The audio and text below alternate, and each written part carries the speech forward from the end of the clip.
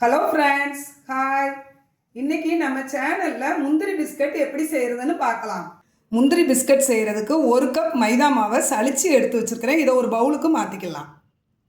1 table spoon ரவையை mixie ஜாரில் பொடிச்சு எடுத்து வச்சுருக்கிறேன். இதையும் சேர்த்துக்கலாம். 1 டேபிள் ஸ்பூன் பொடித்த ஜீனி, இதையும் சேர்த்துக்கலாம். ஓமம் கொஞ்சம், சீரகம் கொஞ்சம்.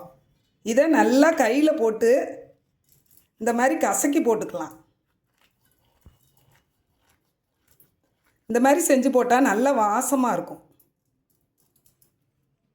தூளுப்பு 1/2 டீஸ்பூன், ஆப்பச்சோடா பிஞ்சளவு, இதையும் சேர்த்துக்கலாம். 1 டேபிள் ஸ்பூன் எண்ணெயை காய்ச்சி ஊற்றிக்கலாம். எண்ணெய் சூடாக இருக்கிறதுனால ஒரு கரண்டி வச்சு நல்லா எல்லாத்தையும் கலந்துக்கலாம்.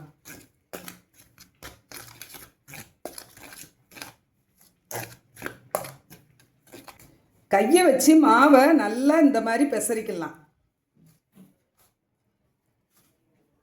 கொஞ்சம் கொஞ்சமாக தண்ணி சேர்த்து பெசரிக்கலாம். தண்ணி அதிகம் சேர்க்கக்கூடாது, ஏன்னா நம்ம ஜீனி வேற பொடிச்சு போட்டிருக்கிறோம்.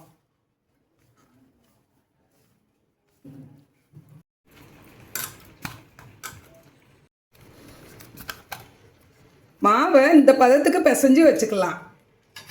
மூடி வச்சிடலாம். 10 நிமிஷம் கழித்து பார்க்கலாம். 10 நிமிஷம் ஆயிடுச்சு, திறந்து பார்க்கலாம். மாவு கொஞ்சம் நல்லா ஊறி வந்திருக்கு.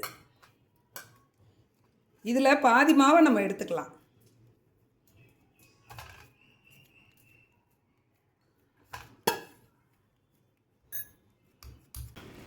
பூரி தேய்க்கிற கட்டையை வச்சு இந்த மாதிரி தேய்ச்சிக்கலாம்.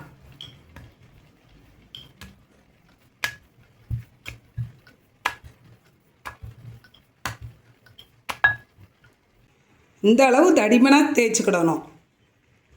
இப்போ ஒரு பாட்டில் மூடி எடுத்து இந்த மாதிரி கட் பண்ணணும்.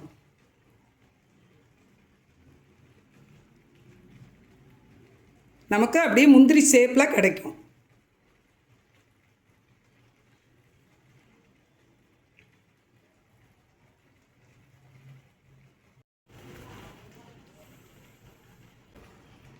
குழந்தைங்களுக்கு லீவ் விட்டாச்சு, ஸ்நாக்ஸுன்னு கேட்டாங்கன்னா இந்த மாதிரி செஞ்சு கொடுங்க. குழந்தைங்க விரும்பி சாப்பிடுவாங்க. இது செய்கிறது ரொம்ப ஈஸி.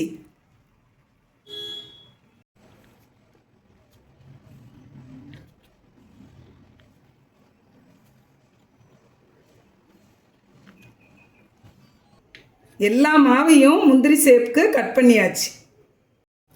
எண்ணெய் மிதமான சூட்டில் காஞ்சிக்கிட்டு இருக்கு. நம்ம செஞ்சு வச்சதை எண்ணெயில் சேர்த்துக்கலாம். கவனமாக போடணும் ஃப்ரெண்ட்ஸ், அல்லது கையில் எண்ணெய் தெரிச்சிடும். நம்ம சேர்த்து போட்டாலும் அது எண்ணெயில் பட்டோன்னே தனித்தனியாக பிரிஞ்சு வந்துடும்.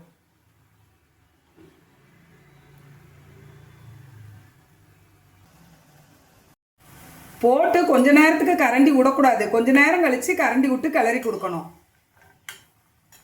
அடுப்பும் மிதமான சூட்டில் தான் எரியணும். நல்லா வறுபட்டுருச்சு. நம்ம எண்ணெயை வடிச்சிட்டு எடுத்துக்கலாம். டிஷ்யூ பேப்பருக்கு மாற்றிக்கலாம். அடுத்ததையும் இதே மாதிரி வறுத்துக்கலாம்.